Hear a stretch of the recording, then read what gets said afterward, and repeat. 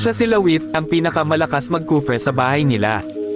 Makikita naman natin na wala pang talo si Lawit kahit mataas ang kanyang matches. Ginagamit niya si Cooper pero hindi isang tank kundi isang XP laner. Ang una niyang ginagawa ay kunwari gagamitin niya ang kanyang first skill at ang kanyang SS para takutin ang katapat niya at kabahan na din. Syempre hindi mawawala ang mahiwagang recall para kunwari maangas. Makikita natin ngayon kung anong mangyayari kung magsama ang dalawang puyat. Makikita naman natin nag-set ng hangin si Lawit sabay na paputok ng paputok tong si Granger kahit walang kalaban. Hindi ko din masisisi silang dalawa dahil alas 3 ng madaling araw na kaming naglalaro. Muntik na sanang mapatay si Lawit buti na lang nakalayo siya. Pero imbis na mag-recall ay ang ginawa ni Lawit ay ang atakihin ang Lord mag-isa. Kaya pala nagawa niya ito para mas mabilis siyang makauwi sa base.